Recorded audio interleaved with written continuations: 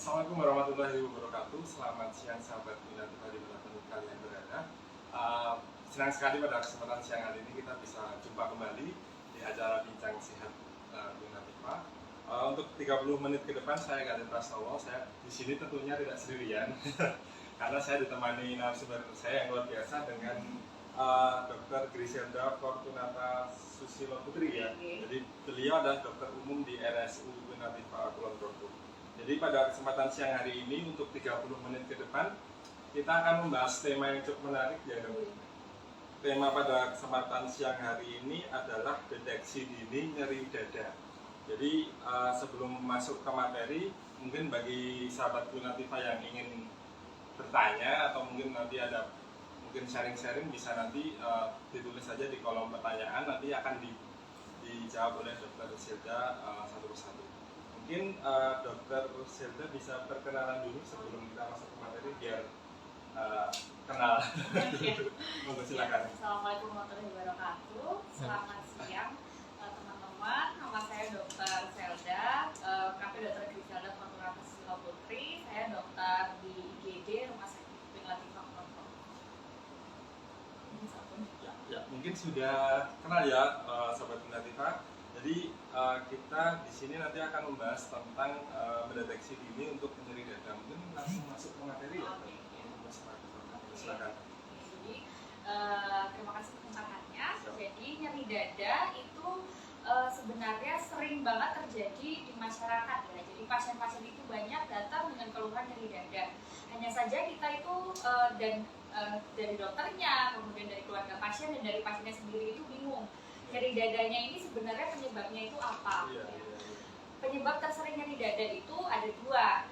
Yang pertama itu kardiak atau penyebabnya adalah jantung. Yang kedua itu adalah non kardiak atau penyebabnya selain jantung. Nah, untuk yang kardiak sendiri ini biasanya terjadi karena adanya penyakit jantung. Biasanya yang paling sering itu adalah sindroma koroner akut. Jadi nyeri dadanya itu nyeri dada yang berat, kemudian rasanya itu seperti tertimpa kayak sampai sesek kadang-kadang, kemudian nyeri dadanya itu kadang menjalar ke tangan sebelah kiri, kemudian bisa ke leher, kemudian bisa ke rahang, bahkan sampai tembus ke punggung. Nah, terus untuk durasinya itu bisa lebih dari 20 menit. Cukup lama ya. Cukup lama, dan dia itu kadang itu tidak membaik saat istirahat, jadi nyeri terus. Iya. Kadang kan ada yang muncul terus hilang timbul. Tapi itu 20 menit terus. Terus-terusan. Nah, kadang untuk masyarakat itu biasanya tidak terlalu peduli seperti itu. Kadang ini paling kayak cuma nyeri dada biasa. Tapi kalau kita bisa bilang itu kalau nyeri dada yang semakin lama nyeri dada, dia itu nanti akan semakin parah penyakitnya. Jadi kalau misalnya ada gejala, misalnya apalagi dia ada riwayat jantung, kemudian ada riwayat hipertensi atau darah tinggi kayak gitu, sebaiknya segera dibawa ke UGD. Kemudian nyeri yang lain selain nyeri karena jantung itu bisa karena non kardiak atau penyebab lain. Nah, yang paling sering itu adalah dari penyebab lambung. Asam lambung meningkat, kita sebutnya itu GERD. Jadi itu kepanjangannya gastroesophageal reflux disease. Jadi dia itu asam lambungnya itu naik ke kerongkongan, sehingga asam lambung itu kan sifatnya asam dan dia itu bisa merusak organ selain lambung. Nah, organ yang karena dia naik, otomatis di kerongkongan itu kena asam lambung, jadi kerongkongannya bisa rusak. Nah, itu akan menyebabkan nyeri, dan nyerinya itu juga mirip-mirip seperti nyeri karena jantung tadi, cuma dia ini lebih kayak rasa terbakar atau heat burn. Jadi rasanya tuh dada saya terbakar dok, biasanya tuh kayak gitu pasien-pasien. Dan biasanya juga memang ada riwayat dia itu punya penyakit lambung. Kemudian nyeri yang lain selain penyakit lambung, ada juga nyeri karena paru-paru. Biasanya itu karena adanya infeksi paru. Infeksi dari selaput parunya, dia itu bisa nyeri. Tapi biasanya nyerinya itu di sebelah kiri saja atau di sebelah kanan saja, atau bahkan di seluruh dada. Karena Full, kan karena paru-paru ada dua. Terus nyeri yang lain, nyeri dada yang lain itu juga bisa disebabkan karena muskuloskeletal atau karena otot. Jadi bisa karena otot, bisa karena dari tulang. Kalau dari otot misalnya mungkin dia terlalu bawa beban berat atau misalnya kerjanya keras kayak gitu. Kadang kan kita ototnya sakit gitu, dadanya sakit gitu. Atau bisa juga karena trauma, misalnya setelah terbentur atau kecelakaan, ada tulang iga yang patah. Nah, itu bisa menjadi nyeri dada juga. Jadi memang faktornya itu macam-macam. Macam-macam nyeri dada. Cuma itu tadi bisa. Iya, benar sekali. Nah, terus penyebab terakhir ini juga yang sering ya, cukup sering, dan ini juga terjadi di biasanya kalangan anak muda. Nyeri dada karena psikososial, jadi karena sakit hati. Sakit hati, misal habis diputusin pacar, sakit hati, sampai ke sini ya. Nyeri dada banget, sakit kepikiran, jadi kok kayak saya sakit banget. Nah itu biasa terjadi pada anak-anak muda yang masih labil-labil. Itu biasanya terjadi karena itu. Jadi memang faktornya macam-macam. Mungkin dari sahabat Binativa ada yang bertanya terkait nyeri dada. Dok, dulu itu saya pernah dulu ya waktu sekolah itu pernah nyeri dada. Jadi hampir tiap sore itu saya nyeri dada. Saya kan takut ya, itu kenapa gitu. Hampir 1 tahunan itu nyeri, tapi nyerinya itu istilahnya timbul, tapi setiap sore aja. Tapi alhamdulillah itu sekarang udah enggak. Itu kira-kira dulu kenapa? Soalnya saya dulu sempat mau periksa, mau konsultasi tapi saya takut. Itu kenapa? Sebelumnya masnya ada riwayat ini enggak, asam lambung enggak, atau sering telat makan? Enggak sih. Enggak ya? Masnya umurnya berapa toh? Kalau sekarang 30.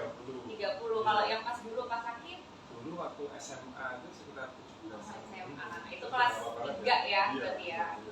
Kemungkinan kalau karena masih muda itu penyebabnya biasanya itu cuma ya kalau nggak karena asam lambungnya meningkat, atau bisa karena psikososial tadi. Jadi psikologis tadi. Jadi mungkin saat itu kepikiran nih mau ujian nasional. Jadi kadang-kadang itu reaksi dari perut kita itu jadi kok sakit ya, nanti lama-lama naik ke dada. Jadi kayak bisa dari pikiran juga. Terus anak SMA kan juga biasanya belajar terus tuh, jarang istirahat gitu. Jadi dulu memang sempat khawatir sih mau konsultasi, tapi takutnya nanti setelah konsultasi makin parah. Tapi itu salah ya. Jadi kan memang lebih baik harus dikonsultasikan sejak dini. Jadi dari sahabat Binativa mungkin kalau misalkan nih ngerasa nyeri di dada, mungkin langsung konsultasi dokter ya. Sebaiknya konsultasi dokter. Nggak usah nunggu ditunda-tunda, itu nggak baik. Ini mungkin dari sahabat Binativa mau bertanya. Dok, mau tanya ini, kalau misalkan obat untuk meredam nyeri itu ada nggak? Maksudnya tadi kan beda-beda ya. Nah, itu obat untuk secara umum lah. Secara umum. Untuk meredakan nyeri itu kira-kira. Oke, baik. Untuk secara umum ya, ini yang saya ngomong selain penyakit jantung ya. Kalau dia sakitnya sakit jantung, kita nggak bisa kasih pereda nyeri biasa. Pereda nyerinya untuk jantung itu khusus. Itu bisa langsung ke IGD aja kalau misalnya rasanya itu usianya sudah lanjut, kemudian nyeri dadanya kok nggak hilang-hilang dan ada riwayat darah tinggi atau misalnya pernah didiagnosis sakit jantung, sebaiknya langsung saja ke IGD karena semakin cepat kan semakin bagus, semakin cepat sembuhnya juga. Tapi kalau misalnya selain itu bisa diberikan anti nyeri. Yang paling aman itu kalau mau beli di warung atau boleh minum paracetamol. Paracetamol berbagai merek gitu kan, ada Panadol, ada apa gitu. Boleh diminum itu. Nah, tapi Tapi kalau misalnya enggak, bisa juga yang aman buat lambung itu ibuprofen. Ibuprofen itu aman buat lambung. Itu cuma buat ngeredain nyerinya aja ya, secara umum. Secara umum ya, jadi kita belum tahu. Belum tahu nih Kenapa karena lambung sakitnya kenapa. atau karena otot tadi atau karena ini secara umum saja. Tapi kalau misal dia misalnya kita udah tahu nih, aduh dadanya sakit terus kok ada mual muntah, itu kan biasanya lebih mengarah ke lambung gitu. Kita bisa minum obat-obat seperti Antasida yang untuk yang banyak kan di pasaran kayak Roma, Milata gitu. Itu bisa diminum untuk pertolongan pertama. Iya. Oh ya, ini ada pertanyaan dari ini ada pertanyaan pertolongan pertama ketika kerabat ada yang nyeri dada. Oke, terima kasih untuk pertanyaannya. Jadi untuk pertolongan pertama ya kita Anda sebagai keluarganya atau sebagai temannya kita lihat juga ini kira-kira usia dari pasien ini berapa. Kalau misalnya usianya sudah lansia gitu ya, misalnya sudah di atas 40 tahun, pikirkan kemungkinan untuk nyeri dadanya karena penyakit jantung. Misalkan meskipun Anda tidak tahu riwayat pasien tersebut ada penyakit jantung atau enggak, pikirkan aja. Nah, terus pertama yang pertama jangan panik ya. Pertama jangan panik, kemudian kalau misalnya dia nyeri dada banget, langsung aja bawa ke UGD. Ya, langsung aja. Atau pusat kesehatan terdekat, nggak mesti dari rumah sakit, bisa ke puskesmas, bisa ke dokter terdekat. Itu untuk kalau dia nyeri dada karena jantung ya. Pokoknya kita lihat aja kalau misalnya dia usianya sudah agak tua gitu, oh ini kita perlu pikirkan sakit jantung dulu. Karena yang paling parah, yang paling bahaya kan sakit jantung. Tapi kalau misalnya dia masih muda, cenderung masih umur 20 atau ini, bantu dia untuk bernafas secara rileks. Biasanya kan kayak aduh mau maju ujian nih, terus tiba-tiba nyeri dada terus sampai sulit bernafas. Nah, kadang kan gitu. Kadang jadi kita bisa bantu dia bernafas secara rileks. Tarik nafas, atur nafas aja kayak gitu. Itu biasanya sudah bisa meredakan nyeri dadanya.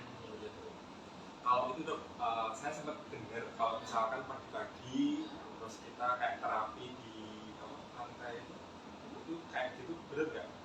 Mitos apa enggak? Oh iya. Untuk ngatur nyeri dada itu. Oh iya. Pagi-pagi banget habis subuh itu terus kita itu udara di pantai. Saya belum tahu ya, jadi saya belum pernah dengar ada terapi kayak gitu. Cuman kalau misalnya terlalu pagi juga menurut saya kurang baik ya, karena kan dingin ya, apalagi untuk orang-orang yang sudah lanjut usia itu dingin. Mungkin nyeri dadanya mungkin bisa hilang karena pikiran, tapi kan kita jadi masuk angin gitu kan ya. Maksudnya malah masuk angin ya. Pulang-pulang malah sendawa terus kayak gitu. Jadi kayaknya belum sih. Lebih baik itu nggak perlu ke pantai, di rumah aja bisa ya, berjemur. Sama seperti waktu kita COVID dulu kan dianjurkan untuk berjemur jam 9, jam 10. Karena kan matahari itu dia mengandung vitamin D juga kan, jadi ya buat nambah-nambah imun lah boleh berjemur. Nggak perlu jauh-jauh ke pantai, di rumah aja bisa. Ini memang simple ya sebenarnya. Iya, simple di rumah banget. mungkin kita cari tempat-tempat yang adem, benar. pohon. Benar, apalagi kalau yang sirkulasinya bagus, apalagi sekarang kan musim hujan ya. Mau ke pantai jauh, nanti kena ombak kan bahaya. Iya. Gitu. Baik, ada pertanyaan lagi mungkin. Ini kalau dok mau tanya, ini dari SFND. Dok, kalau misal dada berdetak kencang saat melihat itu kenapa? Jadi kita lihat sesuatu terus detak jantungnya jadi deg-degan itu kenapa? Setiap melihat atau bagaimana? Jadi kalau misalnya kita melihat, saya nggak tahu nih melihat apa. Kalau misalnya melihat biasa deg-degan ya itu mungkin harus periksa ya. Tapi kalau misalnya kita melihat sesuatu yang membuat kita kaget atau membuat kita mikir gitu ya, jadinya misalnya saya mulai pilih ujian nih, itu wajar. Wajar. Jadi itu bukan masalah, bukan suatu masalah. Jadi dilihat dulu. Jadi dilihat melihat dulu. apa? Lihat apa Kalau dulu? melihat semuanya itu deg-degan berarti Ya, harus periksa. Itu kan Tapi kalau aneh berarti kan. aneh. Tapi kalau melihat mungkin sesuatu yang enggak Bikin sengaja kaget. kaget, nah itu wajar. Ada pertanyaan lagi mungkin?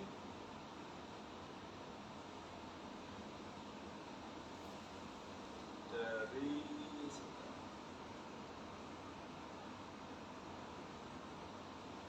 pertolongan pertama tadi udah ya? Iya. Pertolongan pertama yang bisa dilakukan ketika ada kerabat dan nyeri dada tadi udah ini langsung ke UGD tadi ya? UGD sama apa kan? Kalau kita ke dokter itu lebih baik harus kapan dok? Maksudnya kita nyeri dada itu apakah bisa diterapi dulu di rumah atau mungkin ada kiat-kiat khusus atau apa, atau mungkin kita langsung dokter konsultasi ke dokter? Kalau misal untuk kapan periksa ke dokter? Kalau untuk ya kita kembali lagi kita lihat nih orangnya ini umurnya berapa, terus riwayat penyakitnya bagaimana. Kalau misalnya dia udah darah tinggi, terus penyakit jantung gitu ya, secepat mungkin ke dokter. Apalagi kalau misalnya udah nyeri dada, bahaya nih, langsung aja ke dokter. Apa masalah dia sakit atau enggak itu kan nanti yang tentukan dokternya, nanti diperiksa dulu. Nah, tapi kalau misalnya dia masih muda, cenderung muda, ya tadi atur nafas dulu. Terus kalau misalnya dalam sehari 2 hari kok nggak ini ya, kok tetap nggak enak, nah itu mungkin boleh periksa ke dokter. Jadi dilihat juga usianya. Terus riwayat penyakitnya. Ada pertanyaan lagi.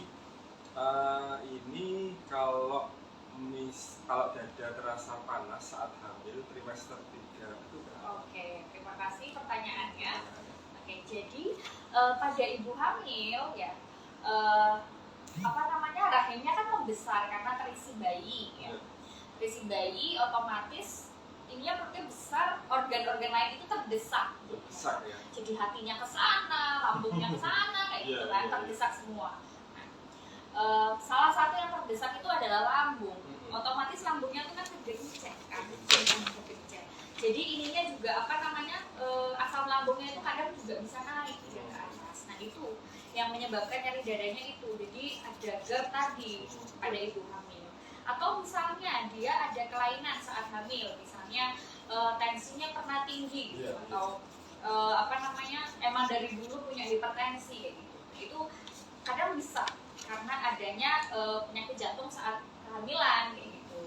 Terus misal dadanya juga jantungnya juga kan kalau misalnya ini kadang juga kegencet gitu. Jadi lebih karena perubahan anatomi aja, karena ada bayi yang terlalu besar mungkin ya di perutnya, sakitnya terus mendesak ke organ lain. Oh, ini tadi pertanyaan dari Edri Marwa. Ini ada pertanyaan lagi, kalau nyeri dada tiba-tiba itu karena apa? Oke, balik lagi kita lihat lagi nih. Kalau nyeri dada tiba-tiba itu biasanya ya kembali lagi kita lihat juga usianya, kemudian gaya hidupnya, terus faktor-faktor penyakitnya yang dulu-dulu tuh. Kalau misalnya dia tiba-tiba, tergantung. Kalau misalnya usianya masih muda, biasanya bisa karena panik, ya tadi psikososial tadi ya, psikologis tadi, misalnya habis ujian atau apa terus nyeri dada, nah itu bisa. Atau karena dia memang punya penyakit lambung, nah itu bisa. Kadang-kadang tuh telat makan sedikit, telat makan juga bisa tuh bikin nyeri dada. Atau yang parah ya tadi penyakit jantung tadi, terutama pada orang-orang yang di atas umur 40 tahun, kemudian memang sudah punya riwayat jantung. Sudah terjawab dengan baik ya. Ini ada pertanyaan dari Dadang Mulyana 058. Ini cara membujuk agar berperilaku sehat. Mungkin buat saudaranya atau buat saudaranya atau buat orang tuanya ya. Kita caranya membujuk biar mau hidup sehat. Kalau kita membujuk ya, jadi syaratnya itu kita membujuk, kita sudah melakukan. Penting banget.